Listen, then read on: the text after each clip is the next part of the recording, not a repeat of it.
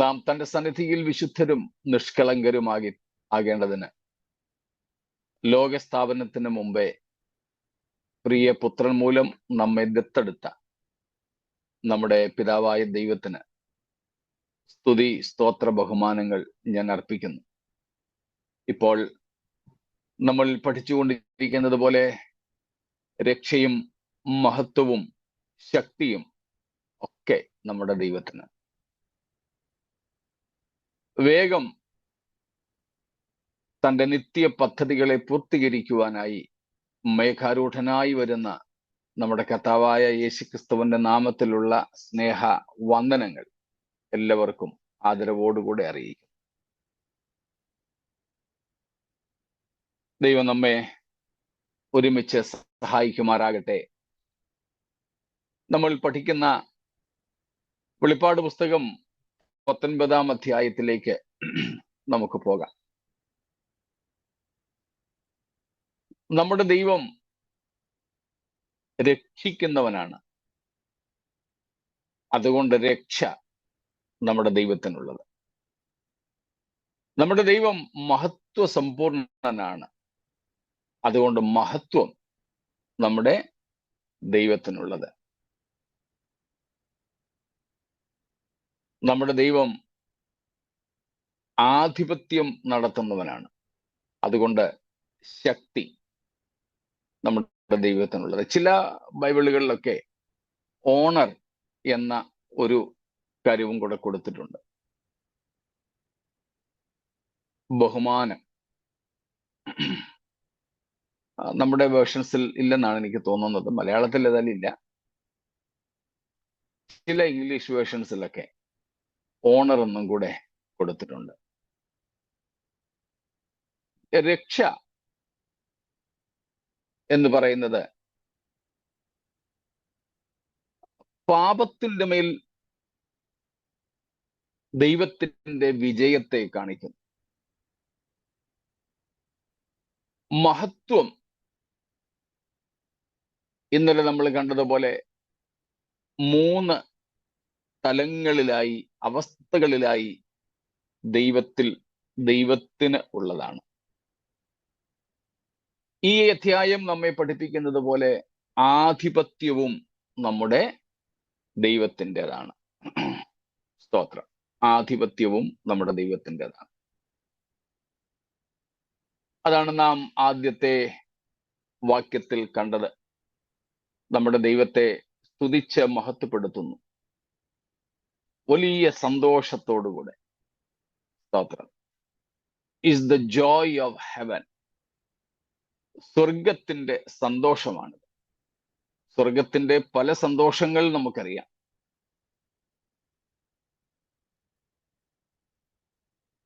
സ്വർഗത്തിന്റെ ഏറ്റവും വലിയ സന്തോഷം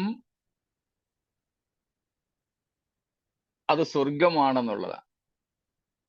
എന്ന് വെച്ചാൽ ദൈവത്തിന്റെ നിറസാന്നിധ്യമുള്ള ഇടം. 4-ാം അധ്യായത്തിൽ നാം കാണുന്നത് പോലെ, വെളിപ്പാട് 4-ാമത്തെ അധ്യായത്തിൽ കാണുന്നത് പോലെ, സ്വർഗത്തിലെ ഏറ്റവും നിറഞ്ഞു നിൽക്കുന്ന കാര്യം സിംഹാസനസ്ഥനായ ദൈവം എന്നുള്ളതാണ്. അപ്പോൾ ദൈവം ഉള്ള ഇടം, ദൈവസാന്നിധ്യം നിറഞ്ഞു നിൽക്കുന്ന ഇടം, അത് തന്നെയാണ് സ്വർഗത്തിലെ സന്തോഷത്തിന്റെ അടിസ്ഥാനപരമായ സംഗതി. രണ്ടാമത് നമുക്കറിയാം, യേശുക്രിസ്തു നമ്മെ പഠിപ്പിച്ചത് സ്വർഗത്തിൽ നടക്കുന്ന ഏറ്റവും വലിയ സന്തോഷം അത് ഭൂമിയിൽ നടക്കുന്ന ഒരു സംഭവവുമായി ബന്ധപ്പെട്ടാണ്. അത് നമുക്കറിയാം അതെന്താണെന്ന്.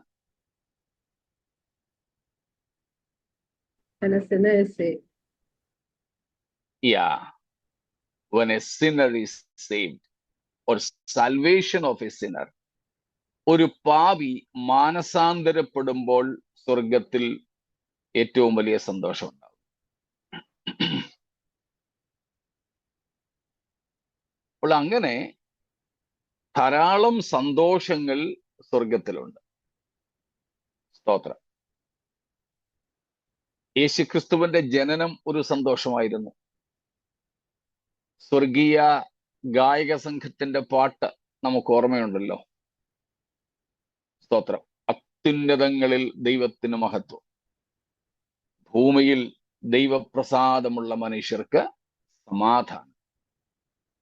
അപ്പോൾ സ്വർഗീയ ഗായക സംഘം പാട്ടുപാടുകയ ആനന്ദത്തിന്റെ തിമിർപ്പിൽ. അത് ക്രിസ്തുവിന്റെ ജനനവുമായി ബന്ധപ്പെട്ട. അങ്ങനെ പല സന്തോഷങ്ങൾ സ്വർഗത്തിലുണ്ട്. ഇപ്പോൾ ഇവിടെ സ്വർഗത്തിന്റെ സന്തോഷം, സ്തോത്രം, നമ്മുടെ യേശുക്രിസ്തുവിന്റെ മടങ്ങിവരവും ആധിപത്യവും ഒക്കെയായി ബന്ധപ്പെട്ടുകൊണ്ടാണ്. അതിലാദ്യ ഭാഗമാണ് നമ്മൾ കണ്ടുകൊണ്ടിരുന്നത്. 19-ാം അധ്യായത്തിന്റെ 1 മുതൽക്കുള്ള വാക്യങ്ങളിൽ നിന്ന് നമ്മൾ അതായിരുന്നുവല്ലോ നോക്കിക്കൊണ്ടിരുന്നത്. അതിലെ പ്രധാനപ്പെട്ട 2 സന്തോഷത്തിന്റെ അനുഭവങ്ങൾ, അല്ലെങ്കിൽ ദൈവത്തെ സ്തുതിക്കുന്നതിനുള്ള കാരണങ്ങൾ നമ്മൾ കണ്ടു. ഒന്ന്, ദൈവത്തിന്റെ മഹത്വമാണ്. ദൈവം ആരാണ് എന്നുള്ള തിരിച്ചറിവ്.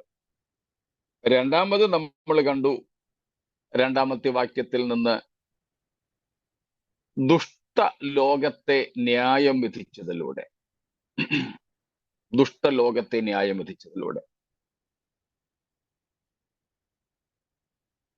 ദൈവത്തിന്റെ മഹത്വം വെളിപ്പെടുകയും അത് സ്വർഗത്തിന്റെ സന്തോഷത്തിന് കാരണമാവുകയും ചെയ്തു. ന്യായവിധിയുമായി ബന്ധപ്പെട്ട് നമ്മൾ കണ്ടു, ഏറ്റവും വലിയ ന്യായവിധി നടന്നു കഴിഞ്ഞതാണ്. ഏറ്റവും വലിയ ന്യായവിധി ഓർമ്മ കാണുമല്ലോ. The utmost judgment, it's already happened. Judgment on പാപത്തിന്റെ, on sin, on the cross. ക്രൂശിൽ പാപത്തിന്റെ ന്യായവിധി നടന്നു. അത് സ്വർഗത്തിന് ഏറെ സന്തോഷം നൽകുന്ന, സ്വർഗവാസികൾക്ക് സന്തോഷം നൽകുന്ന ഒരു ഘടകമാണ്. എന്ന് വെച്ചാൽ അടുത്ത അധ്യായങ്ങളിൽ നമ്മൾ കാണാൻ പോകുന്നതാണെങ്കിലും ഇവിടെ ഒന്നും കൂടെ ഒന്ന് ഓർപ്പിച്ചു വിട്ടേക്കാം. ഇന്ന് നമുക്ക് ഈ അടുത്ത കാലങ്ങളിലൊക്കെ നമ്മൾ കേൾക്കുന്ന പ്രസംഗങ്ങൾ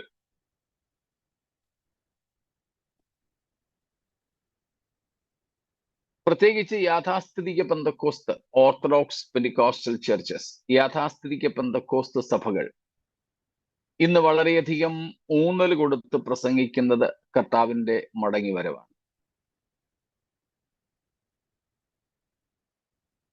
ചില ന്യൂജൻ സഭകളും ഇന്ന് യേശുക്രിസ്തുവിന്റെ വരവിനും നിത്യതയ്ക്കും ഒക്കെ ഊന്നൽ കൊടുത്ത് പ്രസംഗിച്ച് തുടങ്ങിയിട്ടുണ്ട്. 2 ദിവസം മുമ്പ് നടന്ന ഒരു പ്രസംഗം, ഒരു ന്യൂജൻ വിഭാഗത്തിൻ്റെത് ഞാൻ ഇന്ന് പരീക്ഷണാർത്ഥം കേട്ടു. അതില് ഈ പറഞ്ഞ കാര്യമൊക്കെ തന്നെയാ. കർത്താവിന്റെ വരവുമായി ബന്ധപ്പെട്ട കാര്യങ്ങളാണ്, നിത്യതയുമായി ബന്ധപ്പെട്ട കാര്യങ്ങൾ അദ്ദേഹം പ്രസംഗിക്കുന്നത്. എന്നിട്ട് ഇന്ന് നമ്മൾ അധികം കേൾക്കുന്ന ഒരു കാര്യം കൂടി, ഇതൊക്കെ പ്രസംഗിച്ചിട്ട് പറയും, ഇത്രയൊക്കെ സന്തോഷമുള്ളോ? നിത്യതയെക്കുറിച്ചും കർത്താവിന്റെ വരവിനെ കുറിച്ചും ഒക്കെ പറഞ്ഞിട്ട്. പണ്ടൊക്കെ ആണെങ്കിൽ കർത്താവിന്റെ വരവ് എന്ന് മൊത്തം പറയാൻ സമ്മതിക്കത്തില്ലായിരുന്നു. അതിനു മുമ്പ് കയറി ആരാധിച്ച് കളയുമായിരുന്നു. നിങ്ങളോട് ഇത്രയൊക്കെ പറഞ്ഞിട്ട് നിങ്ങൾക്കൊരു സന്തോഷമില്ലെന്നൊക്കെ കുറ്റപ്പെടുത്തുന്ന പ്രസംഗങ്ങളും കേൾക്കും. കഴിഞ്ഞ ഞായറാഴ്ചത്തെയോ ആണെന്ന് തോന്നുന്നു, കേരളത്തിൽ നടന്ന ഒരു ഡിസ്ട്രിക്ട് കൺവെൻഷനിലെ പ്രസംഗത്തിൽ നിന്നും ഞാൻ ആ കാര്യവും കേട്ടു. ഞാൻ പറഞ്ഞതിന്റെ സാരം, ഇന്ന് ജനത്തെ ഇളക്കാൻ വേണ്ടി പറയുന്നതും കർത്താവിന്റെ വരവാ. ഇന്ന് നമ്മുടെ ദുഃഖങ്ങൾ മറക്കാൻ വേണ്ടി പറയുന്നതും കർത്താവിന്റെ വരവ്. ഇന്ന് നമുക്കേറെ സന്തോഷം നൽകുന്നതും കർത്താവിന്റെ വരവ്, നിത്യത എന്നുള്ള കാര്യങ്ങളൊക്കെയാണ്. അതിനെ സംബന്ധിക്കുന്ന പാട്ടുകൾ, പ്രസംഗങ്ങൾ, അതുമായി ബന്ധപ്പെട്ട വേദഭാഗങ്ങൾ. നമ്മുടെയൊക്കെ വീടുകളിൽ ഒരു മരണം സംഭവിച്ചാൽ പോലും ഏറ്റവും കൂടുതൽ വായിക്കുന്നത് ഈ രണ്ട് ഭാഗങ്ങളാ: കർത്താവിന്റെ വരവ്, അനന്തര സംഭവങ്ങൾ, നിത്യത, തേജസ്കരണം, മരിച്ചവരുടെ ഉയർത്തെഴുന്നേൽപ്പ്. ഈ ഭാഗങ്ങളാണ് ഒരു മരണ വീട്ടിൽ ഏറ്റവും കൂടുതൽ വായിക്കുന്ന വേദഭാഗങ്ങൾ. അത് പഴയ നിയമത്തിൽ നിന്നായാലും പുതിയ നിയമത്തിൽ നിന്നായാലും. പ്രസംഗങ്ങളും അത് തന്നെ. ശവം അടക്കിന്റെ സമയത്ത് വായിക്കുന്ന, ഏറ്റവും കൂടുതൽ വായിക്കുന്ന അധ്യായം 1 കൊരിന്ത്യർ 15-ാം അധ്യായം, ഉയർത്തെഴുന്നേൽപ്പിന്റെ അധ്യായം. പറഞ്ഞു വന്നതിന്റെ സാരം മനസ്സിലായോ?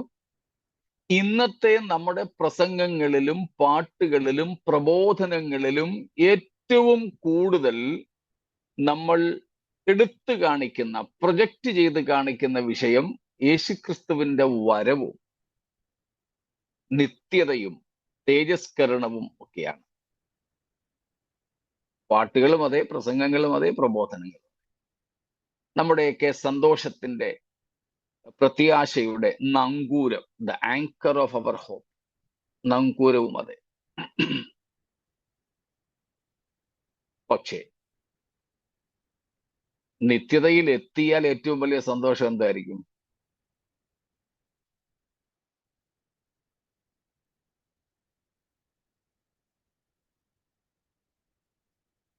തെറ്റിയാലും സാരമില്ല. കർത്താവിനെ നേരിട്ട് കാണാം.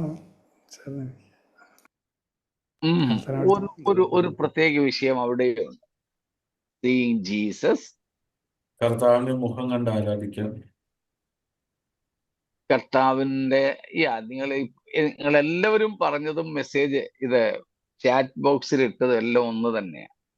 അത് തെറ്റല്ല, ശരിയാണെങ്കിലും മോസ്റ്റ് അപ്രോപ്രിയേറ്റ് ആയിട്ടുള്ള ഒരു കാര്യമുണ്ട്. Same, again the same answer. ഇതാ മനുഷ്യരോടുകൂടെ ദൈവത്തിന്റെ കൂടാരം. പോരാ, കർത്താവിനെ പോലെ ആയി. ജീവപുസ്തകത്തിൽ നമ്മുടെ പേരുണ്ടായിരിക്കണം.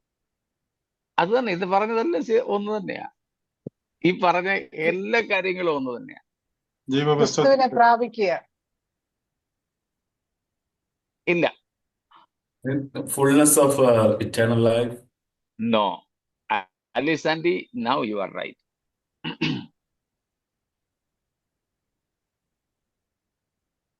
കർത്താവിന്റെ മുഖം നമ്മൾ കാണും. കർത്താവിനെ പോലെ നമ്മൾ ആയെങ്കിലേ കർത്താവിനെ കാണാൻ പറ്റത്തുള്ളൂ.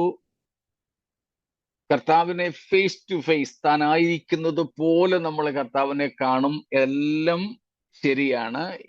Christ himself, same answer got, multiple answer was the same.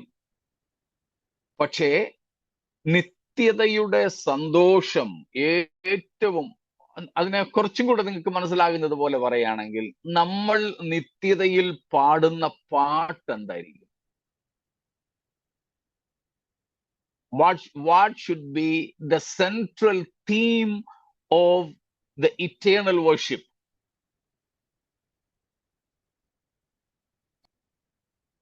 Hallelujah. ആഹാ, കുഞ്ഞാടേ നീ യോഗ്യൻ. കുഞ്ഞാടേ നീ യോഗ്യൻ. എന്തുവാ കുഞ്ഞാടിന്റെ യോഗ്യത? നീ അറുക്കപ്പെട്ടു, നിന്റെ രക്തം കൊണ്ട് ഞങ്ങളെ വിലയ്ക്ക് വാങ്ങി. കർത്താവിനെ മുഖാമുഖം കാണും, കർത്താവിനെ നമ്മൾ നേടും. ഇതൊക്കെ ശരിയാണെങ്കിലും നിത്യത മുഴുവനും നിലനിൽക്കുന്ന സ്വർഗത്തിന്റെ സന്തോഷം എന്ന് പറയുന്നത്, സ്തോത്രം, സന്തോഷം എന്ന് പറയുന്നത് യേശുക്രിസ്തുവിന്റെ ക്രൂശ് മരണം. അതുകൊണ്ട് തന്നെയാണ് യേശുക്രിസ്തുവിന്റെ ശരീരത്തിലെ പഞ്ചമുറിവുകൾ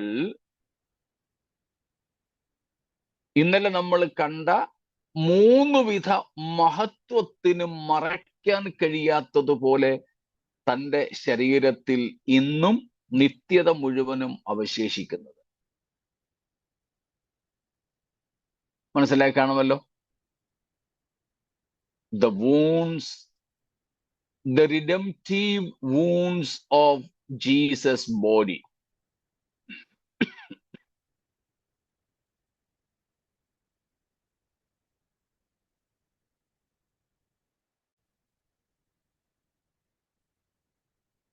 ക്രിസ്തുവിന്റെ പഞ്ചമുറിവുകൾ.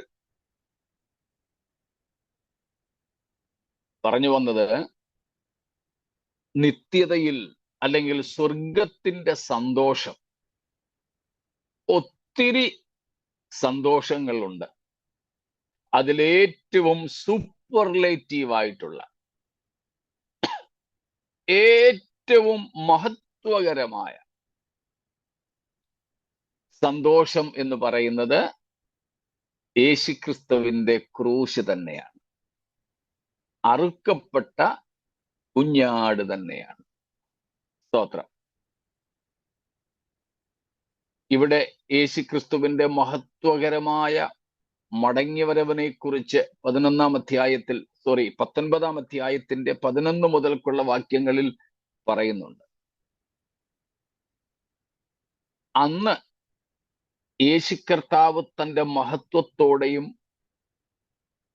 പരിവാര സമേതനായും വരുമ്പോഴും യേശുവിനെ യഹൂദന്മാരും ഇതര മനുഷ്യരുമൊക്കെ തിരിച്ചറിയുന്നതും എങ്ങനെയായിരിക്കും?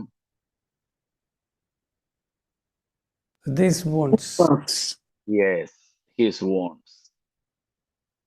പ്രത്യേകിച്ച് തൻ്റെ തിരുമാർവിലെ കുത്തിത്തുളയ്ക്കപ്പെട്ട ആ അടയാളം. അവർ കുത്തിയിട്ടുള്ളവങ്കലേക്ക് നോക്കും, അല്ലെങ്കിൽ കുത്തിയവങ്കലേക്ക് നോക്കും എന്ന തിരുവെഴുത്ത്. പറഞ്ഞു വന്നതിന്റെ സാരം,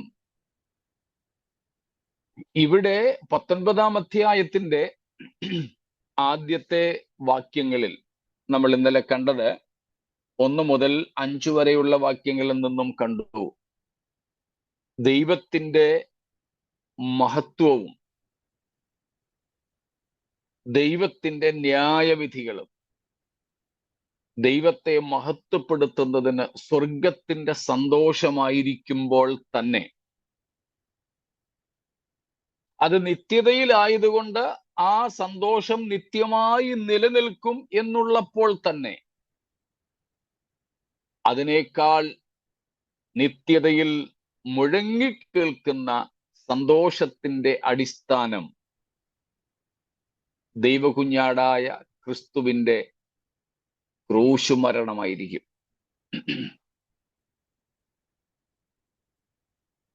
അതിനെ മറ്റൊരു ഭാഷയിൽ പറഞ്ഞാൽ ദൈവത്തിന്റെ സ്നേഹമായിരിക്കും.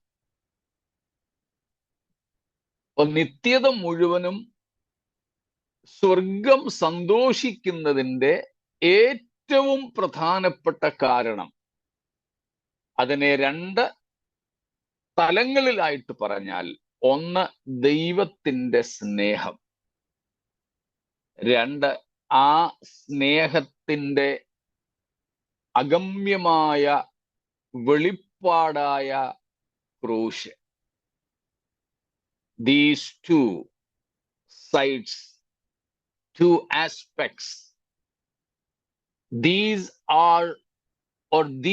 will be the key reason for joy in the heavens in the future. Even now it is, but when we will join eternity forever and ever, these 2 aspects will be the key things, the cardinal things of joy in heaven. The key factor is the love of God. We already have seen.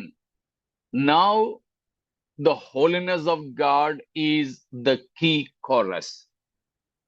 But in the future, that will be the love of God. And the cross of Christ, which is the manifestation or the demonstration of that particular love. നമ്മൾ നേരത്തെ കണ്ടു 4-ാമത്തെ അധ്യായം പഠിച്ച സമയത്തും 15-ാം അധ്യായം വന്നപ്പോഴുമൊക്കെ പുതിയ പാട്ടിനെ കുറിച്ച്, സ്വർഗത്തിൽ ഇപ്പോൾ കേൾക്കുന്ന പാട്ട്, ഇപ്പോഴെന്നല്ല പണ്ട് മുതൽ കേൾക്കുന്ന പാട്ട്, പരിശുദ്ധൻ പരിശുദ്ധൻ പരിശുദ്ധൻ, ഖുദൂസ് ഖുദൂസ് ഖുദൂസ്, ഹോലി ഹോലി ഹോലി.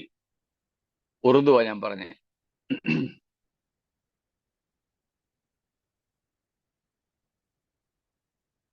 എന്നാൽ ഇനിയും നാം നിത്യതയിലെത്തിയാൽ നമ്മൾ പാടുന്നത് ഹോലി ഹോലി ഹോലി പാടും. പക്ഷെ അതിലുപരിയായും അവിടെ കേൾക്കുന്ന ഒരു പുതിയ ഗാനം, കുഞ്ഞാടിന്റെ പാട്ട്. God is love.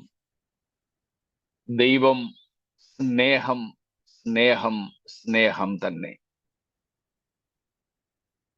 ആ സ്നേഹത്തിന്റെ അസന്നിഗ്ധമായ പ്രദർശനമായിരുന്നു ക്രൂശ്. അപ്പം അതായിരിക്കും ഏറ്റവും വലിയ സന്തോഷം നാം നിത്യതയിൽ എത്തിയാൽ. ഇന്ന് നമ്മൾ പാടുന്ന പാട്ടുകൾ നമ്മൾ നേരത്തെ ഒരിക്കൽ കണ്ടു. ഇന്ന് നമ്മൾ പാടുന്ന പാട്ടുകൾ പലതും അവിടെ ചെന്നാൽ പിന്നെ പാടത്തില്ല.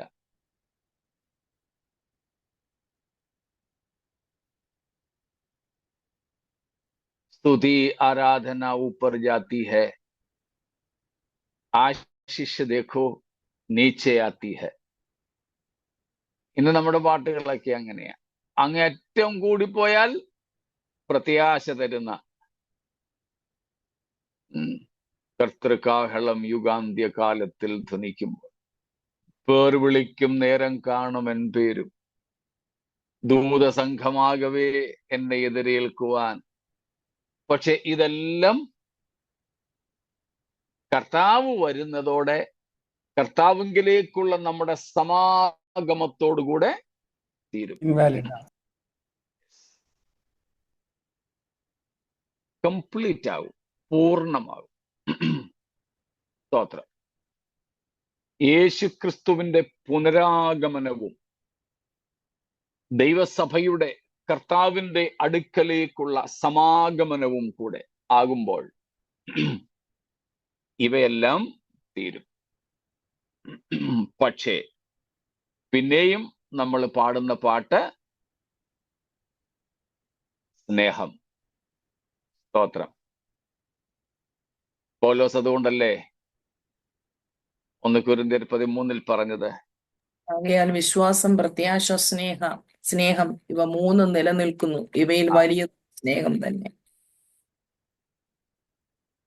ഇത് മൂന്നും നിലനിൽക്കുന്നു. പക്ഷേ കർത്താവിനെ കാണുന്നത് വരെ മതി വിശ്വാസം. കർത്താവിന്റെ അടുക്കൽ നാം ചേർക്കപ്പെടുന്നതോടുകൂടെ പ്രത്യാശയ്ക്കും പൂർണ്ണത വരികയാണ്. ഭംഗം വരുന്നില്ല, പൂർണ്ണത വരുന്നു. എന്നാൽ പിന്നെയും അനന്തമായ നിത്യത മുഴുവൻ നിലനിൽക്കുന്നത് സ്നേഹമായിരിക്കും. സ്തോത്രം. അതേ നമ്മൾ അവിടെ പാടും. സ്തോത്രം. പിന്നെ നമ്മൾ യേശു വരുന്നേ പൊന്നെ യേശു വരുന്നേ പാട്ടൊന്നും പാടത്തില്ല. സ്തോത്രം. ദേഖോ ദേഖോ കോയി ആ രഹാ ഹെ, തീർന്നു, കണ്ടു കഴിഞ്ഞു, പിന്നെ പാടത്തില്ല. സ്തോത്രം. ഈ കാര്യം പറയുമ്പോൾ ഞാൻ എന്നും പറയുന്ന ആ സ്റ്റാൻസ് ആവർത്തിക്കുന്നു. യേശുവിൻ സ്നേഹത്താൽ എന്നുള്ളം പൊങ്ങുന്നേ എന്നുള്ളതിന്റെ അവസാനത്തെ സ്റ്റാൻസ. വീണ്ടെടുപ്പിൻ ഗാനം പാടും ഞാൻ സിയോനിൽ, വിൺദൂതർക്കും പാടാൻ അസാധ്യമേ അത്. കാൽവറിഗിരിയിൽ കാൽകരം തുളച്ച കുഞ്ഞാടാം പ്രിയനിൻ സ്നേഹമൻ ഗാനമേ. സ്തോത്രം.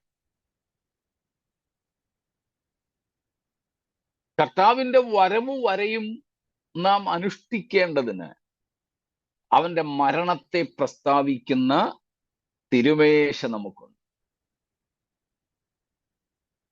ഞാൻ വരുവോളം എന്റെ ഓർമ്മയ്ക്കായി ഇത് ചെയ്യുവീൻ. പൗലോസ് പറയുന്നു, കർത്താവ് വരുവോളം ഇത് അവന്റെ മരണത്തെ പ്രസ്താവിക്കുന്നു. കർത്താവ് വന്നു കഴിഞ്ഞാൽ പിന്നെ തിരുവത്താഴം ഇല്ല, അതുവരെ ഉണ്ട്. തിരുവത്താഴം ഇല്ലെങ്കിലും തിരുവത്താഴത്തിൽ നമ്മൾ ഓർക്കുന്നത് നമുക്ക് നേരിട്ടങ്ങ് കാണാം. സ്തോത്രം. തിരുവത്താഴത്തിൽ നമ്മൾ ഓർക്കുന്നത് അവന്റെ മരണത്തെ പ്രസ്താവിക്കുന്നു. കർത്താവിന്റെ മരണത്തെ സംബന്ധിച്ച അത് നമ്മൾ നേരിട്ട് കാണുകയാണ്. സ്തോത്രം. അത് നാം ഈ 19-ാം അധ്യായം ചിന്തിക്കുമ്പോൾ മനസ്സിലാക്കേണ്ടതുണ്ട്. ഇത്രയും കാര്യങ്ങൾ വ്യക്തമാണോ? എന്തെങ്കിലും ചോദ്യം?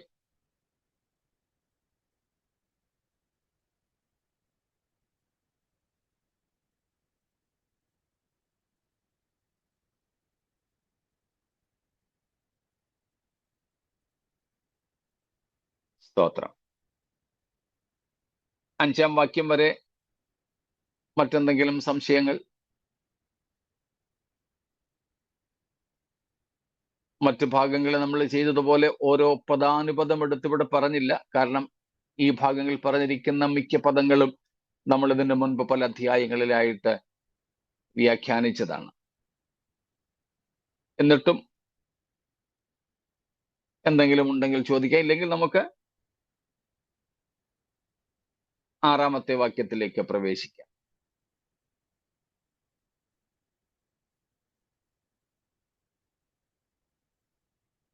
ഒന്നുമില്ല എങ്കിൽ 6-ാം വാക്യം വായിച്ചാട്ടെ. അപ്പോൾ വലിയ പുരുഷാരത്തിന്റെ ഘോഷം പോലെയും പെരുവെള്ളത്തിന്റെ ഇരച്ചിൽ പോലെയും തകർത്ത ഇടിമുഴക്കം പോലെയും ഞാൻ കേട്ടത്, ഹല്ലേലൂയ, സർവശക്തിയുള്ള നമ്മുടെ ദൈവമായ കർത്താവ് രാജത്വമേറ്റിരിക്കുന്നു. സ്തോത്രം. വീണ്ടും ഹല്ലേലൂയ ഘോഷമാണ് ഇവിടെ. 19-1 നമ്മളത് കേട്ടു. പുരുഷാരത്തിന്റെ മഹാഘോഷം പോലെ.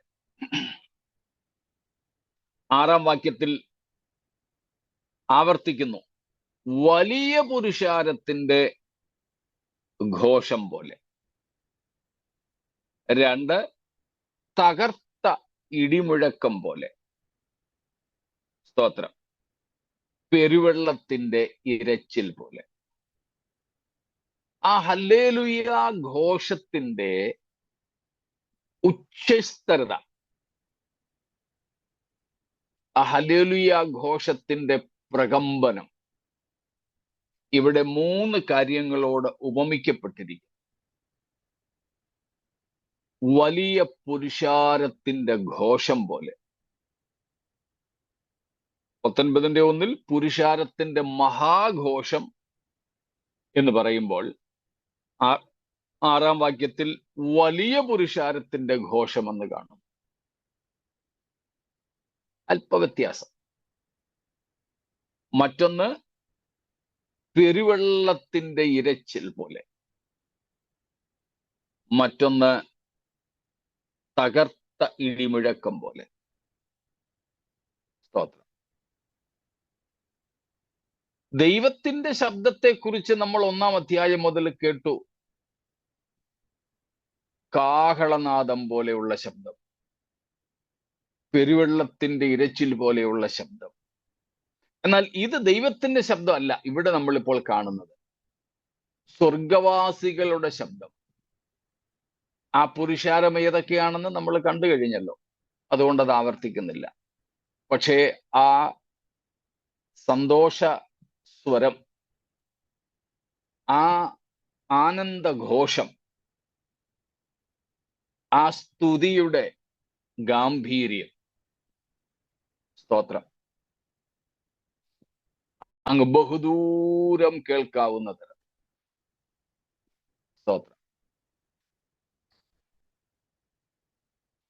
നമ്മള് 10 20 പേര് കൂടിയിരുന്ന് ഉച്ചത്തിൽ, മൈക്കൊന്നും വേണ്ട, മൈക്കൊന്നും ഇല്ലാതെ പാടുന്ന പാട്ടിന്റെ ശബ്ദം നമുക്കറിയാം. പുറത്ത് നിന്ന് കേൾക്കുന്നെങ്കിൽ അതിന്റെ ആ എന്താ ഭയങ്കരത്വം മനസ്സിലാകത്തുള്ളൂ. നമ്മൾ അകത്തിരിക്കുന്നത് കൊണ്ട് മനസ്സിലാക്കാനൊക്കത്തില്ല. പണ്ടൊരാള് പെന്തക്കോസ്ത് സഭയ്ക്കെതിരെ പോലീസിനെ വിളിച്ചുകൊണ്ട് വന്നപ്പം പോലീസ് പറഞ്ഞെന്ന് പറയുന്ന കാര്യം നമ്മൾ കേട്ടിട്ടുണ്ടായിരിക്കുമല്ലോ. ഭയങ്കര ശബ്ദമാ സാറേ എന്നും പറഞ്ഞ കംപ്ലൈന്റ് കൊടുത്ത്, പരാതി കൊടുത്ത്, ഉറങ്ങാൻ പറ്റുന്നില്ലെന്ന്. പോലീസുകാർ വന്നപ്പം ഈ ബഹളത്തിനിടയ്ക്കും അകത്തിരുന്നൊരുത്തിന് ഉറങ്ങുന്നു. ഇവിടെ പറഞ്ഞ്, നിങ്ങൾ അകത്താന്ന് പുറത്താന്ന്? ഞങ്ങൾ പുറത്താ. നിങ്ങൾ എന്താ പറഞ്ഞു? ഇത് വലിയ ശബ്ദമൊന്നുമല്ല, അതാണ്ട് ഇതിനിടയ്ക്ക് ഇരുന്ന് ഉറങ്ങുന്ന ഉറക്കം കണ്ടില്ലെന്ന്. അപ്പൊ പിന്നെ ഉറങ്ങാൻ വയ്യാത്ത ശബ്ദമൊന്നും അല്ലെന്നത്. പ്രസംഗകരുടെ ഓരോ നുറുങ്ങുകളാണേ ആൾക്കാരുടെ ഉറക്കം കളയാനും ഇരുന്ന് ഉറങ്ങുന്നവനെ കുത്താനും ഒക്കെ കൂടെ ഉള്ള ഒരു പ്രയോഗമായത് നമുക്കറിയാതെ. അപ്പം പ്രത്യേകിച്ച് പുറത്ത് കേൾക്കുന്ന ഒരാൾക്ക് അകത്തുള്ള ഒരു മുറിക്കകത്ത് കൊള്ളുന്ന ഒങ്കിലി പരിമിതമായ വിരളയിൽ എണ്ണാൻ കഴിയുന്നത്രയും ആൾക്കാർ ഒരുമിച്ചിരുന്ന് പാട്ടൊക്കെ പാടിയാൽ തന്നെ ഒരു ബഹു ദൂരം കേൾക്കുന്ന ശബ്ദമായിട്ട് തീരും. എനിക്ക് ഓർമ്മയുണ്ട്, ഞങ്ങൾ പെന്തക്കോസ്തിൽ വരുന്നതിന് മുമ്പ് ഞങ്ങളുടെ തൊട്ട് കിഴക്കേ വീട്ടിലെ ഒരമ്മാമ്മ മാത്രമേ രക്ഷിക്കപ്പെട്ടിട്ടുള്ളൂ. അച്ചായൻ PWD ജോലിക്കാരനാണ്, കടുത്ത ഓർത്തഡോക്സുകാരനും മുഴുക്കുടിയനും. ആ വീട്ടിൽ ഒരൊറ്റ പുരുഷന്മാർ കയറിക്കൂടാ. പാസ്റ്റർ പോലും വന്നാൽ പിന്നെ തീയിലിട്ട് ചുട്ടാലും പോകാത്ത തരത്തിലുള്ള തെറി പറയാൻ. അതുകൊണ്ട് ചർച്ചിൽ നിന്ന് 2 അമ്മച്ചിമാരും ഒരമ്മാമ്മയും മാത്രമേ വരുള്ളൂ. ഈ 3 പേരും ഈ വീട്ടിലെ അമ്മാമ്മ. എല്ലാ വെള്ളിയാഴ്ചയും രാവിലെ. എന്റെ ദൈവമേ, അന്ന് ഞങ്ങൾ പെന്തക്കോസ്തിലൊന്നുമല്ല. എന്ത് ദൂരത്തിൽ കേൾക്കാന്നറിയാം ഈ 4 പേരുടെ പാട്ട് അന്യഭാഷ. ഈ ബഹുപുരുഷാരത്തിന്റെ ആരവം എന്നൊക്കെ ബൈബിളിൽ വായിക്കുമ്പോൾ എനിക്ക് പെട്ടെന്ന് ഓർമ്മ വരുന്നത്, ഞാനൊരു ടീനേജർ ആയിരുന്ന സമയത്ത്, ഒരു കൗമാരക്കാരനായിരുന്ന സമയത്ത് ഞങ്ങളുടെ അയലത്ത് വീട്ടിൽ നടക്കുന്ന ഈ 4 പേര്, 4 അമ്മച്ചിമാരെന്ന് വിളിച്ചു, 4 സഹോദരിമാര്, അവര് മാത്രം കൂടിയിരുന്ന് പാടുന്ന പാട്ടിന്റെയും പറയുന്ന അന്യഭാഷയുടെയും ആ ഘോഷമാണ്. എന്ത് ഒച്ചത്തിൽ, എന്ത് ദൂരെ കേൾക്കുമായിരുന്നു എന്നറിയാം.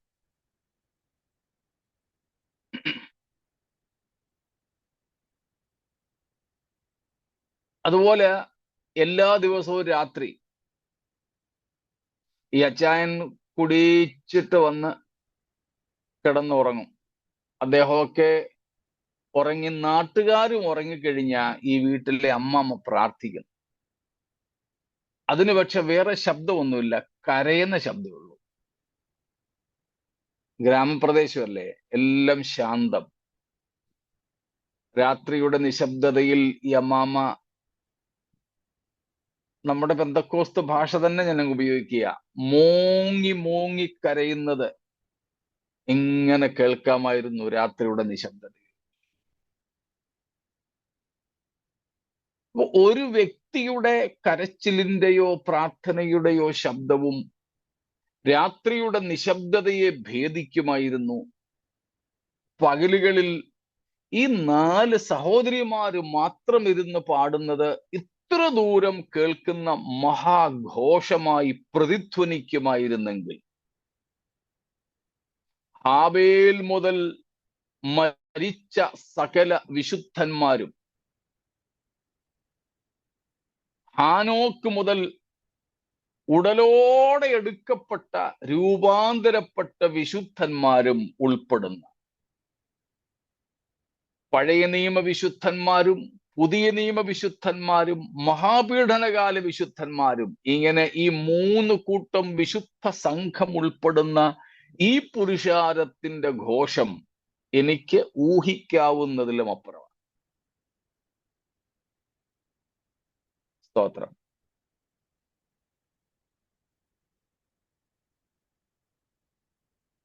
നമ്മുടെ വീട്ടിലെ പൈപ്പിന് വല്ലതും ചെറിയ ലീക്കേജ് ഉണ്ടെങ്കിൽ,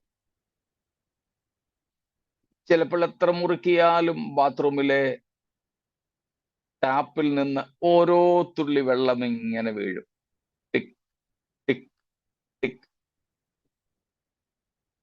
അത് പോകണ്ട, ബാത്റൂം എല്ലാം നനയണ്ട എന്ന് വിചാരിച്ച് നമ്മൾ ഒരു ബക്കറ്റ് അതിന്റെ കീഴിൽ വെക്കും. ആദ്യമൊക്കെ വെറും ബക്കറ്റിൽ അത് വീഴുന്ന ടിക് ടിക് ശബ്ദമായിരുന്നു. അല്പം വെള്ളം അതിനകത്ത് വന്നു കഴിയുമ്പം പിന്നെ എനിക്ക് മിമിക്രി അറിയത്തില്ല, അതുകൊണ്ട് ആ ശബ്ദം അനുകരിക്കാൻ എനിക്കറിയില്ല. പക്ഷെ ആ വെള്ളത്തിനകത്തേക്ക് ആ വെള്ളത്തുള്ളികൾ പിന്നെ വീഴുമ്പോൾ ഉള്ള ശബ്ദം നമുക്കൊക്കെ അറിയാം. നമ്മുടെയൊക്കെ എത്ര വലിയ വീടാണെങ്കിലും എപ്പോഴെങ്കിലും ഒക്കെ ഇതുപോലെ പൈപ്പ് ലീക്കേജ് ഉണ്ടായിട്ടുണ്ടാവും. അപ്പോൾ രാത്രിയിൽ ബാക്കിയൊക്കെ ശാന്തമാകുമ്പം ആ ഒരു തുള്ളി വെള്ളം ഇങ്ങനെ ഇറ്റിറ്റ് വീഴുന്ന ശബ്ദം പോലും നമുക്ക് നന്നായിട്ട് ഓർമ്മ കാണും.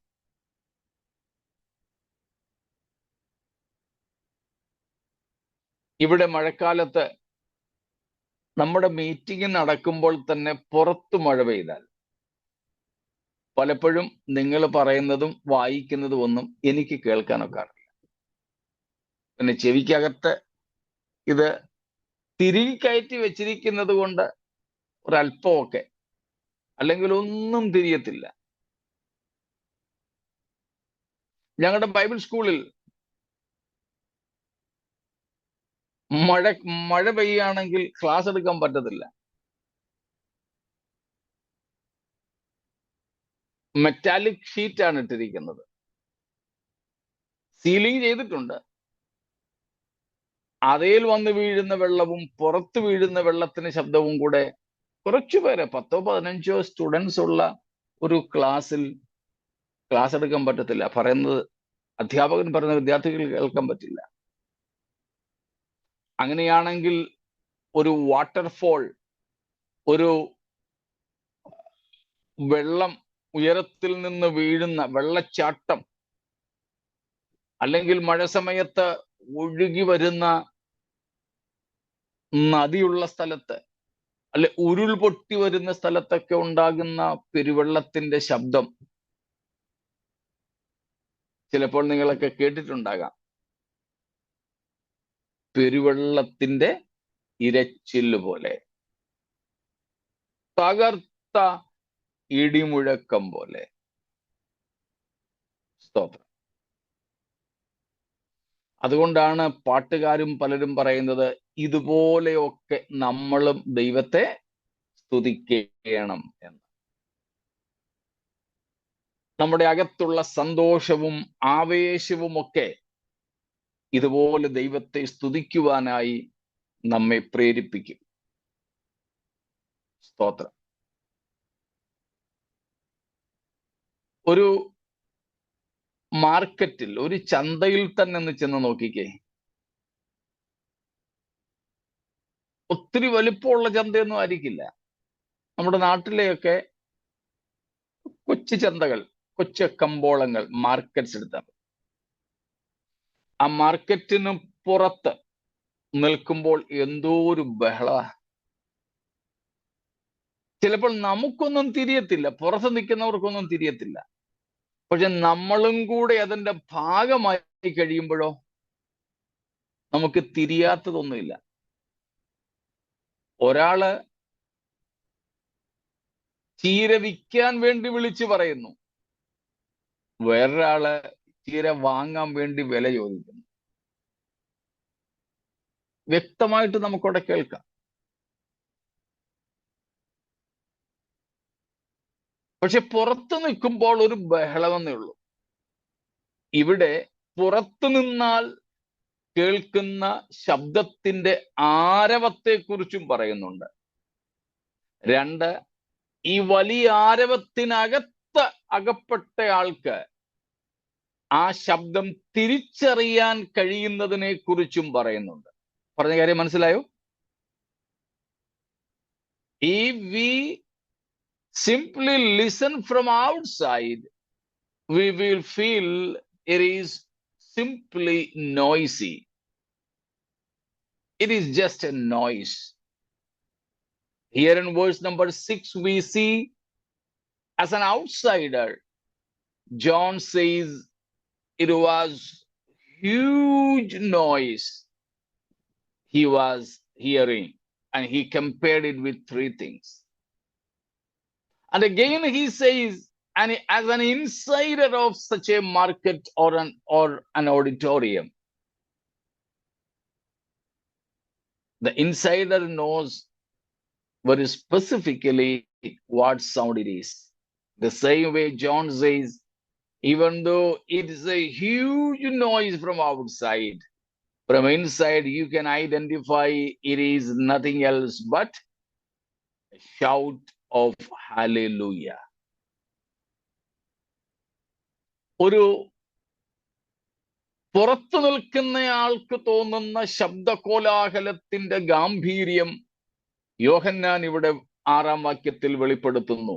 3 തരത്തിലെ ശബ്ദങ്ങളോട് അത് ഉപമിക്കുന്നു. അപ്പോൾ തന്നെ താൻ അകത്ത് നിൽക്കുന്ന ഒരാളെന്ന നിലയിൽ അകത്ത് കേൾക്കുന്ന ശബ്ദം എന്താണെന്ന് പൊരുൾ തിരിച്ചു തരികയാണ്. എന്താണ് അകത്ത് കേൾക്കുന്ന ശബ്ദം? ഹല്ലേലൂയ. ഹല്ലേലൂയ. പിന്നെ സർവശക്തിയുള്ള നമ്മുടെ ദൈവമായ കർത്താവ് രാജ്യത്വം ഏറ്റിരിക്കുന്നു. ഹല്ലേലൂയ. വെറും ഹല്ലേലൂയ മാത്രമല്ല, ഹല്ലേലൂയയ്ക്കുള്ള കാരണവും കൂടെ പറയുകയാണ്. സ്തോത്രം. മുമ്പ് 1 മുതൽ 5 വരെയുള്ള വാക്യങ്ങളിൽ ഹല്ലേലൂയയുടെ കാരണം ദൈവം മഹത്വവാനാണ് എന്നതും മഹതിയാം ബാബിലോണിനെ ന്യായം വിധിച്ചു എന്നുള്ളതുമായിരുന്നെങ്കിൽ, ഇവിടെ 6-ാം വാക്യത്തിലെ ഹല്ലേലൂയയ്ക്ക് കാരണം, സ്തോത്രം, സർവശക്തിയുള്ള നമ്മുടെ ദൈവമായ കർത്താവ് രാജ്യത്വമേറ്റിരിക്കുന്നു എന്നുള്ളതാണ്. Human governments are removed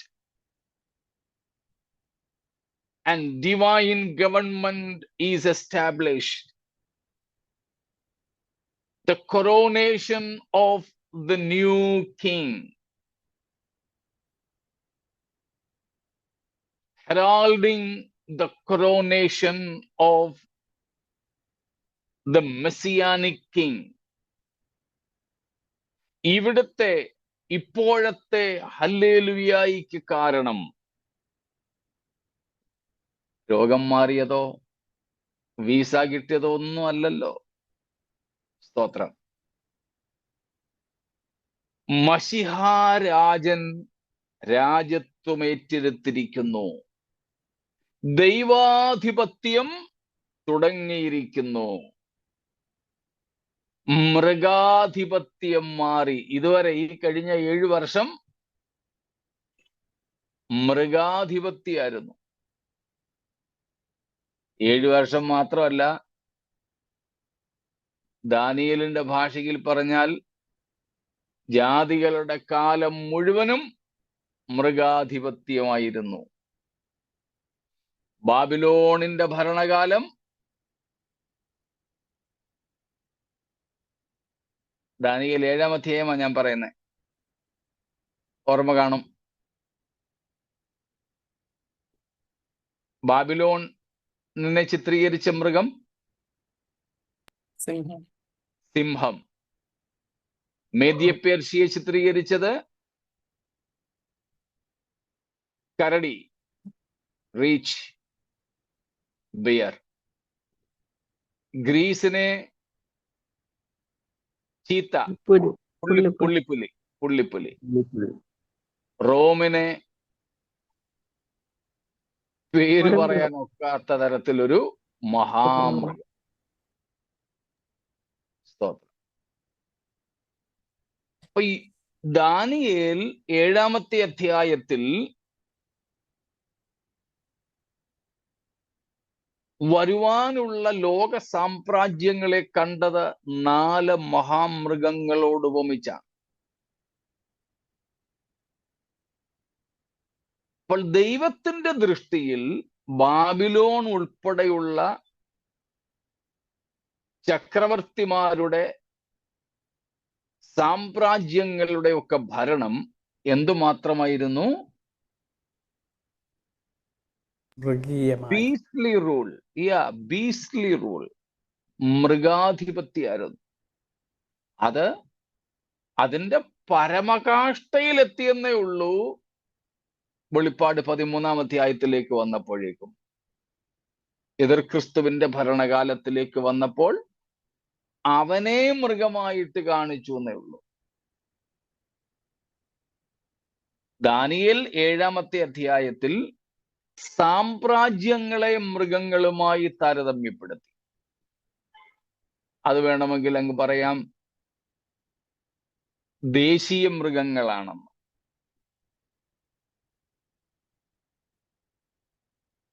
എന്നാൽ എതിർ ക്രിസ്തുവിന്റെ ഭരണം വന്നപ്പോഴേക്കും സാമ്രാജ്യത്തെ മാത്രമല്ല ചക്രവർത്തിയെ തന്നെ മൃഗമായിട്ടാണ് ചിത്രീകരിച്ചത്. നമുക്ക് അതുകൊണ്ട് എല്ലാം ചേർത്തൊരുമിച്ച് പറയാൻ പറ്റും, ഇതുവരെയുള്ള മൃഗാധിപത്യത്തിന് അന്തം കുറിച്ച് ദൈവാധിപത്യം ആരംഭിക്കുന്നു. മശിഹ രാജാവായിട്ട് ഭരണമേൽക്കുന്നു. അതിൻ്റെ സന്തോഷമാണ്. അതിലാണ് ഈ സ്വർഗീയ പുരുഷാരം ദൈവത്തെ സ്തുതിക്കുന്നത്, ഹല്ലേലൂയ പാടുന്നത്. Praise God.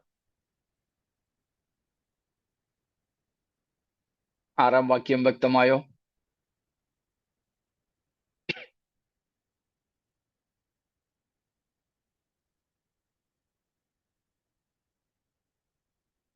ഹല്ലേലൂയായുടെ 3-ാമത്തെ കാരണമാണ് നാം കാണുന്നത്. 1-ാമത്തെ കാരണം ദൈവം സ്തുതികൾക്ക് യോഗ്യനെന്ന തിരിച്ചറിവ്. 2-ാമത്തെ കാരണം ദൈവം ദുഷ്ടലോകത്തിന്മേൽ, മഹതിയാം ബാബിലോണിന്മേൽ നടത്തിയ നീതിയുള്ള ന്യായവിധി. അത് നമ്മൾ 1 മുതൽ 5 വരെയുള്ള വാക്യങ്ങളിൽ നിന്ന് 2 കാര്യങ്ങളും കണ്ടു. 3-ാമത്തേത് 6-ാം വാക്യത്തിൽ നമ്മൾ കണ്ടു. സർവശക്തിയുള്ള കർത്താവായ ദൈവം, സ്തോത്രം, അല്ലെ ദൈവമായ കർത്താവ് രാജത്വമേറ്റിരിക്കുന്നു.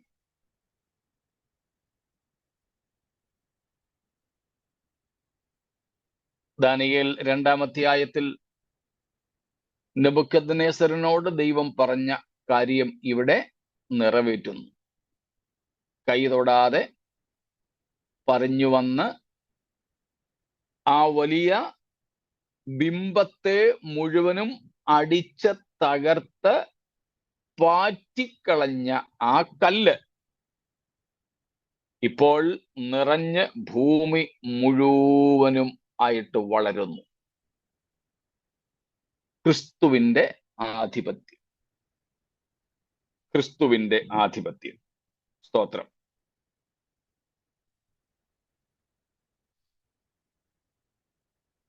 ഒരു 2-ാമത്തെ വാക്യത്തിൽ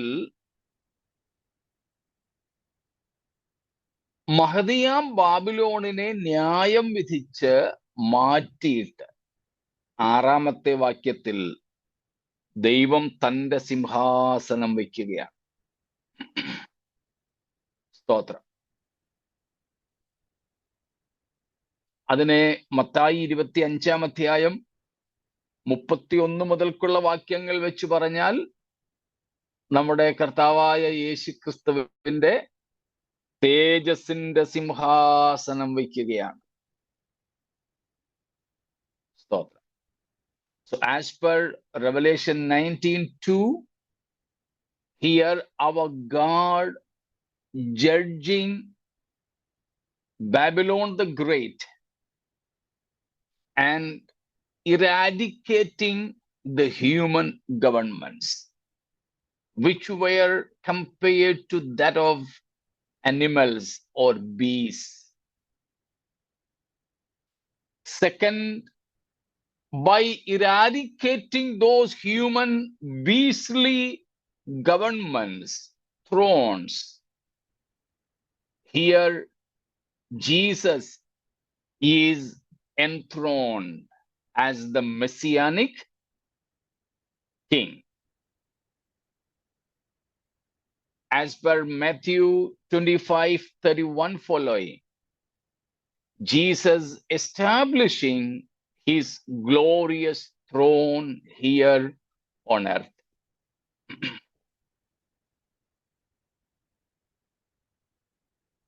ദാനിയേൽ 2-ന്റെ 34-35 44-45 നമുക്ക് ഓർമ്മയുണ്ടാവും.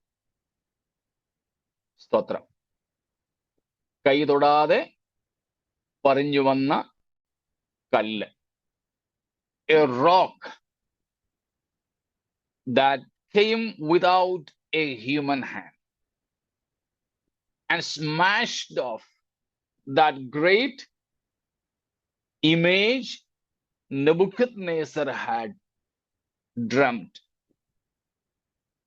And that image was the very picture of political world beginning from the time of Babylon, Nebuchadnezzar or Daniel. Smashing that particular image was simply removing the human governments from the face of the earth.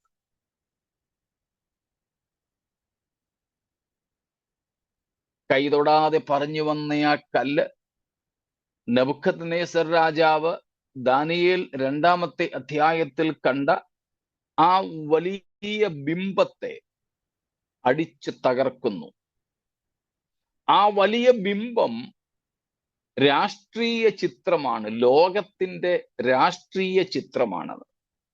Nebuchadnezzar രാജാവിന്റെ കാലം മുതൽ, ബാബിലോണ്യ സാമ്രാജ്യം മുതൽ, അല്ലെങ്കിൽ ദാനിയേലിന്റെ കാലം മുതൽക്ക് ഭൂമിയിൽ യേശുക്രിസ്തു വരുന്നതുവരെ, രാജാവായി വരുന്നതുവരെ ഉള്ള രാഷ്ട്രീയ ചിത്രമാണ്. അതുകൊണ്ടാണ് നമ്മൾ അതിനെ political calendar of the world between Nebuchadnezzar and Jesus Christ എന്ന് വിളിക്കുന്നത്. നെബൂഖദ്നേസറിനും യേശുക്രിസ്തുവിന്റെ രാജത്വത്തിനും ഇടയിലുള്ള ഭൂമിയിലെ രാഷ്ട്രീയ ലോകത്തിന്റെ ചിത്രമാണ്, അല്ലെങ്കിൽ കലണ്ടറാണ് ആ 2-ാം അധ്യായം, ദാനിയേൽ 2-ാം അധ്യായത്തിൽ നെബൂഖദ്നേസർ കണ്ട ആ ബിംബത്തിന്റെ സ്വപ്നം. ആ കൈതൊടാതെ പറഞ്ഞു വന്ന കല്ല് യുഗങ്ങളുടെ പാറയായ ക്രിസ്തു, ജീവനുള്ള കല്ലായ ക്രിസ്തു. പണിയുന്നവർ, രാജമിസ്ത്രി, പ്രധാന പണിക്കാർ, യഹൂദന്മാർ, അവരുടെ മതരാഷ്ട്രീയ സാംസ്കാരിക നേതാക്കൾ തള്ളിയ കല്ല്. അവർ തള്ളിയതെങ്കിലും ദൈവം, ബാക്കി പറഞ്ഞു, ഏറ്റവും മാന്യമായ മൂലക്കല്ല്. മൂലക്കല്ലാക്കി മാറ്റിയ ക്രിസ്തു. സ്തോത്രം. ദൈവം തന്റെ സഭയെ പണിയുവാൻ അടിസ്ഥാന മൂലക്കല്ലാക്കിയ ക്രിസ്തു. അത് എഫേസ്യ ലേഖനം 2-ാം അധ്യായമാണ് ഞാൻ പറഞ്ഞത്, 2:20. സ്തോത്രം. അപ്പോൾ കൈ തൊടാതെ പറഞ്ഞു വന്ന കല്ല് ദാനിയേൽ 2-ാമത്തെ അധ്യായത്തിൽ 34, 35, 44, 45. ജീവനുള്ള കല്ല് 1 പത്രോസ് 2-ാം അധ്യായം 4 മുതൽക്കുള്ള വാക്യങ്ങൾ. 1 പീറ്റർ 2:4 ഫോളോയിങ്. മനുഷ്യർ തള്ളിയതെങ്കിലും ദൈവം തന്റെ പണികളുടെ മൂലക്കല്ലായി സ്ഥാപിച്ച കല്ല്. അതും 1 പത്രോസ് 2:4 മുതൽക്കുള്ള വാക്യങ്ങളിൽ കാണാം. ദൈവസഭയുടെ ഏറ്റവും പ്രധാനപ്പെട്ട മൂലക്കല്ല് എഫേസ്യ ലേഖനം 2:20, 21, 22. Ephesians 2:20-22. The rock that was cleft, പിളർക്കപ്പെട്ട പാറ. 1 കൊരിന്ത്യർ 10-ാം അധ്യായം 3 മുതലുള്ള വാക്യങ്ങൾ. സ്തോത്രം. 1 Corinthians chapter 10:3 following. അവരെ അനുഗമിച്ച ആത്മീയ പാറയിൽ നിന്നല്ലോ. പറഞ്ഞോ, ബാക്കി പറഞ്ഞോ, നിങ്ങളെ കൊണ്ട് ശബ്ദം കുടിച്ചത് ആ പാറ ക്രിസ്തുവായിരുന്നു. സ്തോത്രം. അപ്പോൾ പിളർക്കപ്പെട്ട പാറ അല്ലെങ്കിൽ അടിക്കപ്പെട്ട പാറ എന്നൊക്കെ അതിനെ വിളിക്കും. അപ്പോൾ ഇവിടങ്ങളിലൊക്കെ പറഞ്ഞിരിക്കുന്ന പ്രവചനങ്ങൾക്കനുസരിച്ച്, സ്തോത്രം, ഇവിടെ ആ പ്രവചനങ്ങളുടെയൊക്കെ കൺസ്യൂമേഷൻ, പൂർത്തീകരണം നമുക്കിവിടെ കാണാം. എന്താ കാണുന്നത്? ആ ക്രിസ്തു തന്റെ രാജ്യത്വം സ്ഥാപിക്കുന്നു. ഭൂമി മുഴുവനും തന്റെ രാജ്യത്വത്തിന് കീഴിലാകുന്നു. സ്തോത്രം. യേശു ജനിച്ചത് തന്നെ രാജാവായിട്ടായിരുന്നു. He was a born king. വേറെ ആരും രാജാവായി പിറന്നിട്ടില്ല, രാജകുമാരന്മാര് പോലും. Even princes were not born kings. They were made kings later. They became kings. എന്നാൽ യേശു ജനിച്ചത് തന്നെ രാജാവായിട്ട്. അതിന്റെ പൂർത്തീകരണമാണ് ഇവിടെ. സ്തോത്രം. അതാണ് ഇവിടുത്തെ ആനന്ദത്തിന്റെ കാരണം. സ്തോത്രം. ഇവിടെ ഹല്ലേലൂയ പറയുന്നതിനുള്ള കാരണം. സ്തോത്രം.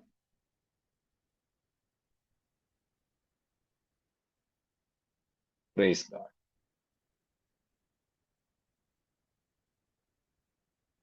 അപ്പോൾ യേശുക്രിസ്തുവിന്റെ രാജ്യത്വം.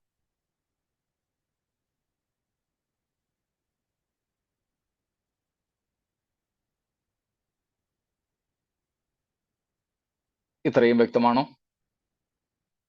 എന്തെങ്കിലും വിശദീകരണം?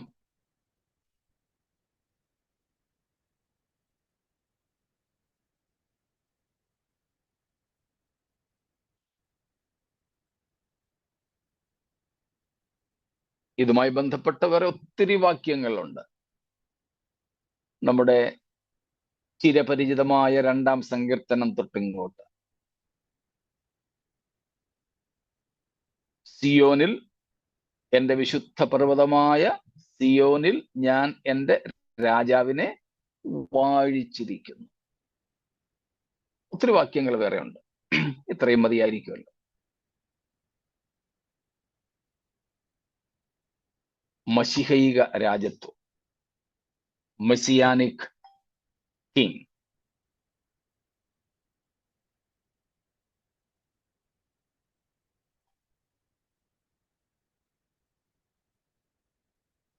ആറാം വാക്യം വരെ മറ്റെന്തെങ്കിലും ചോദ്യങ്ങൾ?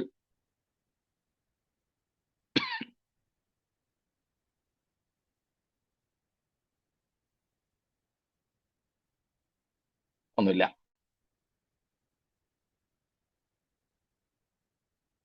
Praise God.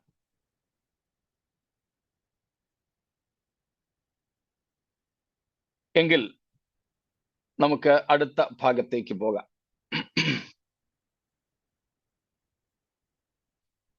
നമ്മുടെ സന്തോഷത്തിന് ഉള്ള അടുത്ത കാരണം, സ്വർഗത്തിലെ ഹല്ലേലൂയായുടെ അടുത്ത കാരണം, അതാണ് 7 മുതൽക്ക് നാം കാണുന്നത്. 7, 8, 9 വാക്യങ്ങളിൽ നാം കാണുന്നു. അതാണ് the marriage of the lamb, കുഞ്ഞാടിന്റെ കല്യാണത്തിന്റെ സന്തോഷം.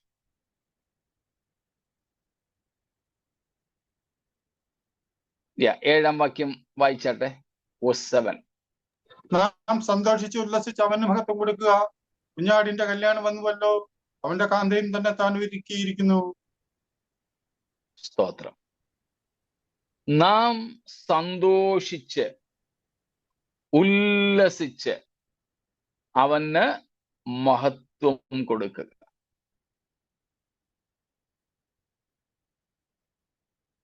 ഭൂമിയിലെ സന്തോഷത്തിൽ നിന്നും സ്വർഗീയ സന്തോഷത്തിന്റെ ഒരു പ്രധാന വ്യത്യാസം ഇവിടെ കാണാം. ഭൂമിയിലെ സന്തോഷങ്ങളിൽ പലപ്പോഴും നമ്മൾ ദൈവത്തെ മറക്കുകയാണ്. പക്ഷേ സ്വർഗത്തിലെ സന്തോഷത്തിൽ നേരെ തിരിച്ച. സന്തോഷം എന്ന് വന്നാൽ അതിന്റെ അർത്ഥം ദൈവത്തെ മഹത്വപ്പെടുത്തുക എന്ന്. നാം സന്തോഷിച്ച് ഉല്ലസിച്ച്, സ്തോത്രം, നമ്മുടെ ദൈവത്തിന് മഹത്വം കൊടുക്കുക. അവന്, ആർക്ക്? ആറാം വാക്യത്തിൽ പറഞ്ഞ സർവശക്തിയുള്ള നമ്മുടെ ദൈവമായ കർത്താവിന്. അവന്, ഏഴാം വാക്യത്തിലെ അവന് മഹത്വം കൊടുക്കുക. ആർക്ക്? ആറാം വാക്യത്തിൽ പറഞ്ഞ രാജത്വമേറ്റ രാജാവിന്. സ്തോത്രം. അപ്പം ആറാം വാക്യത്തിലെ ദൈവമായ കർത്താവ് ആരാണെന്ന്, സർവശക്തിയുള്ള ദൈവമായ കർത്താവ് ആരാണെന്ന് നമുക്ക് മനസ്സിലാക്കാൻ പറ്റും. ഏഴാം വാക്യം പറയുന്നു, നാം സന്തോഷിച്ച് ഉല്ലസിച്ച് അവന് മഹത്വം കൊടുക്കുക. ഞാൻ ചില കല്യാണങ്ങൾ കണ്ടിട്ടുണ്ട്. കല്യാണാലോചനയൊക്കെ വന്നപ്പോൾ പറഞ്ഞു, ഇത്രാം തീയതി കല്യാണം വേണം. ആ ഒരു ഡേറ്റിന് വേണ്ടിയിട്ട് വളരെ നിർബന്ധം. ചോദിച്ചപ്പോ പറഞ്ഞു, അത് അന്ന് എൻ്റെ ബർത്ത്ഡേയും കൂടെയാണ്. അപ്പം ബർത്ത്ഡേയിൽ തന്നെ വെഡിങ് ഡേയും കൂടെ ആക്കാൻ അല്ലേ. ഇവിടെ കൊറോണേഷൻ, രാജാഭിഷേകവും കുഞ്ഞാടിന്റെ കല്യാണവും കൂടെ ഒരുമിച്ച് ചേർത്ത് പറയുക. സ്തോത്രം. നമ്മൾ 5-ാമത്തെ അധ്യായത്തിൽ കണ്ടിരുന്നു, 7 മുദ്രകളാൽ അടച്ച് മുദ്രയിട്ട ഒരു പുസ്തകം. ശക്തനായൊരു ദൂതൻ വിളിച്ചു ചോദിക്കുകയാണ്, സ്വർഗത്തിലോ ഭൂമിയിലോ ഭൂമിക്ക് കീഴെയോ ആരെങ്കിലും ഉണ്ടോ യോഗ്യനായിട്ട് ഈ പുസ്തകം വാങ്ങാനും ഇതിന്റെ മുദ്രകൾ പൊട്ടിക്കാൻ? ആരും വന്നില്ല. ഒടുവിൽ ഒരാൾ വന്നു. യഹൂദാ ഗോത്രത്തിലെ സിംഹം, ദാവീദിന്റെ വേര്. അടുത്ത വാക്യത്തിൽ നാം കാണുന്നു, അറുക്കപ്പെട്ടതുപോലെ നിൽക്കുന്ന ഒരു കുഞ്ഞാട്. സ്തോത്രം. ഇവിടെ ഈ അതീവ സുന്ദരിയായ ദൈവസഭ എന്ന മണവാട്ടിയുടെ കാന്തനായി തീരാൻ വേറെ ആരും അവകാശവാദം ഉന്നയിക്കുന്നില്ല. ഒരാൾ മാത്രമേ ഉള്ളൂ. 5-ാം അധ്യായത്തിന്റെ അടിസ്ഥാനത്തിൽ നമ്മൾ കണ്ടാൽ നമുക്ക് വേണ്ടി അറുക്കപ്പെട്ട് തന്റെ രക്തത്താൽ നമ്മെ വിലയ്ക്ക് വാങ്ങി, തന്റെ രക്തത്താൽ നമ്മുടെ പാപങ്ങളെ പോക്കിയ പിതാവായ ദൈവത്തിന് നമ്മെ രാജ്യവും പുരോഹിതന്മാരും ആക്കി തീർത്ത ഒരുവൻ മാത്രമേ മണവാളനായിട്ട് ഇവിടെ വരുന്നു. സ്തോത്രം.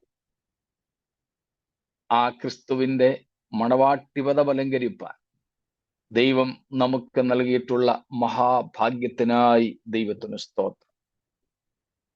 നാം വേറെ ആരുടെയുമല്ല, നാം ആരുടേതു മാത്രം, നമ്മെ വീണ്ടെടുക്കുവാൻ വില കൊടുത്തവൻ്റേത് മാത്രം. എങ്ങനെ അറിയാം അവനെ? അവന്റെ ശരീരത്ത് നമ്മുടെ വീണ്ടെടുപ്പിന് വേണ്ടി വില കൊടുത്തതിൻ്റെ പാടുകൾ അടയാളങ്ങളായിട്ടുണ്ട്.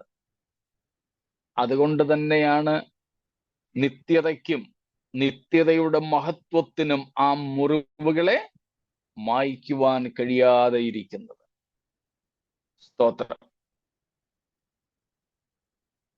കുഞ്ഞാടിന്റെ കല്യാണ സദ്യയ്ക്ക് ക്ഷണിക്കപ്പെട്ടവർ ഭാഗ്യവാന്മാരാണ് എങ്കിൽ അവന്റെ കാന്തയായി തിരഞ്ഞെടുക്കപ്പെട്ടിരിക്കുന്നവളോ? നമ്മുടെ ഭാഗ്യം വർണ്ണിക്കാവുന്നതല്ല. സ്തോത്രം. നമ്മുടെ ഭാഗ്യം വർണ്ണിക്കാവുന്നതല്ല. ഈ ഭൂമിയിൽ നമുക്ക് വേറെ ഒന്നുമില്ലെങ്കിൽ ഇത് മതിയല്ലോ. സ്തോത്രം. വേറെ ആരും നമുക്ക് വേണ്ട, വേറെ ഒന്നും നമുക്ക് വേണ്ട. ക്രിസ്തുവിനെ കാന്തനായി മണവാളനായി നമുക്ക് ലഭിച്ചു. സ്തോത്രം. ആ ദൈവ കുഞ്ഞാടിന് സകല മഹത്വവും അർപ്പിച്ചുകൊണ്ട് ഇഹത്തിലെ കഷ്ടങ്ങൾ സാരമില്ലെന്നെണ്ണി പാപത്തിന്റെ പ്രലോഭനങ്ങളെയും അതിൻ്റെ നൈമിഷികമായ സുഖങ്ങളെയും വേണ്ട എന്ന് വെച്ച് നിലനിൽക്കുന്ന തേജസ്സിന് വേണ്ടിയും ആനന്ദത്തിന് വേണ്ടിയും നമ്മെ തന്നെ നമുക്ക് ഒരുക്കാം. സ്തോത്രം. കുഞ്ഞാടിന്റെ കല്യാണത്തെ സംബന്ധിച്ച് നമുക്ക് അടുത്ത ദിവസങ്ങളിൽ പിന്നീട് പഠിക്കാം, കർത്താവിന്റെ വരവ് താമസിക്കുന്നെങ്കിൽ. അല്ലെങ്കിൽ നമുക്കൊരുമിച്ച് ഈ കർത്താവിന്റെ മണവാട്ടികളായി, സ്തോത്രം, മണവാട്ടി എന്ന സഭയിലെ ഓരോ അംഗങ്ങളായി കർത്താവിനോട് കൂടെ നിത്യത ചിലവഴിപ്പാൻ ഇടവരുത്തട്ടെ. അതിനായി നമുക്ക് നമ്മെ തന്നെ സമർപ്പിക്കാം. ഈ വചനങ്ങളാൽ ദൈവം നമ്മെ അനുഗ്രഹിക്കുമാറാകട്ടെ. സ്തോത്രം.